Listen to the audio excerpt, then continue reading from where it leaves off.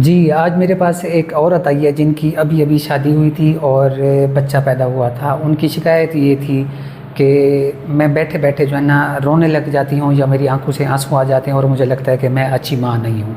आज की वीडियो नई औरतों के लिए जिनकी अभी-अभी शादी हुई है या शादी होने वाली है बच्चियों की, उनके लिए मोस्ट इम्पॉर्टेंट है क्योंकि ये जो बीमारी है, जो कैफ़ियत है, ये तकरीबन हर घर की कहानी है, लेकिन इसका पता नहीं है, अवेयरनेस नहीं है कि ये क्या चीज़ होती है, इससे बच्चा कैसे जाता है, क्यों होती है। आज हम बात करेंगे पोस्टपार्टम डिप्रेशन यानी नॉर्मल डिलीवरी या सी सेक्शन के बाद जो डिप्रेशन की कैफियत होती है, ये कैसी बीमारी है, इसको तफसील से देखते हैं। ये बीमारी ऐसे ज़हर होती है कि डिलीवरी के, अब वो डिलीवरी चाहे वो सी सेक्शन के साथ हुई है, ऑपरेशन हुआ है छोटा, या नॉर्मल डिलीवरी हुई है, किसी के साथ भी हो सकती है।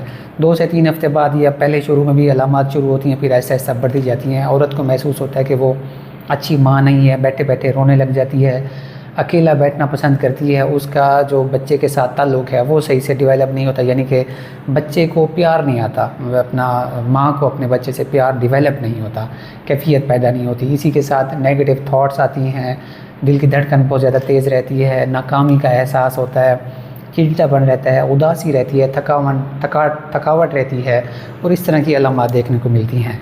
अब हम देखते हैं कि पोस्टपार्टम डिप्रेशन ये जो कहानी है, बीमारी है, ये डिलीवरी के बाद होती क्यों है, किन औरतों में ज़्यादा देखी जाती है। सबसे पहले तो इसकी वजह है, तकरीबन हर औरत इसके ख़तरे में होती है इस बीमारी की होने के, लेकिन कुछ चीज़ों की वजह से कुछ औरतों में मसला होता है, कुछ में नहीं होता। प्रेगनेंसी के बाद, डिलीवरी के बाद ईस्ट्रोजन प्रोजेस्टेरोन हार्मोन्स होते हैं हमारे बॉडी के अंदर, वो कम होते हैं। उसकी वजह से हमारे दिमाग का जिस्म के साथ जो ताल्लुक़ होता है वो थोड़ा सा ऊपर नीचे होता है, क्योंकि बच्चा अब बाहर आ गया है। तो उसकी वजह से डोपामीन होता है, एक केमिकल होता है, न्यूरोट्रांसमीटर होता है हमारे दिमाग के अंदर। उसके बाद सेरोटोनिन होता है, उसकी जो मिकदार है वो कम ज़्यादा होती है, जिसकी वजह से ये कैफियत देखने को मिलती है। नंबर 2, जिस्मानी थकावट, जहनी थकावट जो प्रेगनेंसी के दौरान रहती है वो भी वजह बन सकती है। और नंबर 3 पे हम बात करते हैं, एक तो फैमिली सपोर्टिव ना हो, अगर ख़ावंद सपोर्ट नहीं करता या सास वगैरह सपोर्ट नहीं करती, घर के हालात अच्छे नहीं हैं, गुर्बत है, उसके बाद अनप्लान्ड प्रेगनेंसी है, यानी कि आपने प्लान नहीं किया कि हम बच्चा पैदा करना चाह रहे हैं, तो बस अचानक से टेस्ट करवाया तो प्रेगनेंसी हो गई, इस तरह का मसला है। या बच्चा प्री मैच्योर पैदा हुआ है, या बच्चा जो है ना एबनॉर्मल है किसी वजह से, तो उस वजह से भी ये प्रॉब्लम माओं में देखी जाती है। इसी के साथ अगर उस बच्ची को, उस औरत को शादी से पहले कोई टेंशन परेशानी की बीमारी थी, तो ये बीमारी डिलीवरी के बाद होने के चांसेस ज़्यादा हो जाते हैं। अब हम देखते हैं कि ये बीमारी अगर हो गई है, इनमें से किसी भी वजह से बीमारी हो गई है, तो अलामात कौन सी आती हैं। इसमें हम सबसे पहले फ़िज़िकल सिम्टम्स में ये बात करते हैं कि माँ को सर दर्द रहता है, दिल की धड़कन तेज़ रहती है, पेट में दर्द रहता है, उल्टी की थोड़ी बहुत कैफियत है, इस तरह के मामलात रहते हैं।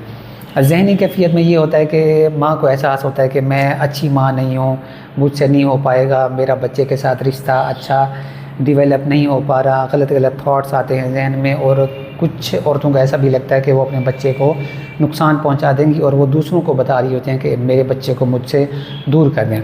तो ये उनके जहन में अजीब से ख्याल आते हैं, वो अपनी फैमिली के साथ डिस्कस नहीं करती, लेकिन जब हमारे पास आती हैं तो हमें पूरी डिटेल समझाती हैं कि उनके जहन में क्या क्या सोच आ रही है। इसी के साथ बेचैनी, घबराहट, उदासी का होना या अचानक रो पड़ना, मतलब बगैर किसी वजह के रो पड़ना या ऐसे बैठे बैठे आंखों से आंसू आ जाना, ये इसकी सबसे बड़ी अलामात में से हैं। अब हम देखते हैं कि इसका इलाज कैसे किया जाता है। इलाज में हम सबसे पहले तो बेसिकली अगर आपको आयरन की कमी है तो उसकी वजह से भी ये प्रॉब्लम, प्रेगनेंसी के दौरान अक्सर औरतों को कैल्शियम, विटामिन डी और खून की कमी होती है, तो उस वजह से ये प्रॉब्लम क्रिएट होता है। ट्रीटमेंट में हम इन चीज़ों को फिर शुरू करते हैं डिलीवरी के बाद, ताकि माँ के जो न्यूट्रिएंट्स हैं वो पूरे हो सकें बॉडी के अंदर। उसी के साथ कुछ मेडिसिन्स भी दी जाती हैं जो डिप्रेशन के हवाले से होती हैं, ताकि माँ थोड़ी सी रिलैक्स हो। इसी के साथ जो खामंद है या जो फैमिली साथ आई होती है उनको बताया जाता है कि आप इसको सपोर्ट करें, इसकी ज़रूरत का ख्याल रखा जाए। इसी तरह एक औरत को साथ डेडिकेट कर दिया जाए कि जब माँ थक जाती है तो बच्चे को संभालने के लिए और औरत घर में मौजूद होनी चाहिए। जब भी बच्चा सोता है तो माँ को भी उस वक्त सो जाना चाहिए, बाकी काम वगैरह कोई और देखे। तो इस तरह की सपोर्ट अगर माँ को दी जाती है तो ये प्रॉब्लम बहुत जल्दी ठीक हो जाता है। उसके बाद कुछ और चीज़ें भी होती हैं जो हम पेशेंट की हिस्ट्री लेते हैं, उनको बताते हैं, तो हमें ट्रीटमेंट उनका प्लान करने में आसानी हो जाती है। अब हम देखते हैं कि हम ऐसे क्या काम करें कि हमें जब हमारी शादी हो तो हमें इस तरह का मसला ना हो। तो उसमें एक बात मैं अपने मरीज़ों को कहता हूँ, बच्चियों को कहता हूँ कि आप एक तो अपनी जो रेगुलर चेकअप्स होते हैं प्रेगनेंसी के दौरान वो करें। आपकी खून की कमी जो है ना वो नहीं होनी चाहिए, अगर है तो उसके सप्लीमेंट्स हैं, खुराक अच्छी है। इसी के साथ जो प्रोटीन इंटेक है यानी गोश्त वगैरह है वो आपको प्रेगनेंसी के दौरान भी और बाद भी वो जारी रखना चाहिए। फ्रूट्स वगैरह इस्तेमाल करने चाहिए, मौसम के जितने भी फ्रूट्स हैं वो आप लाजमी खाएं।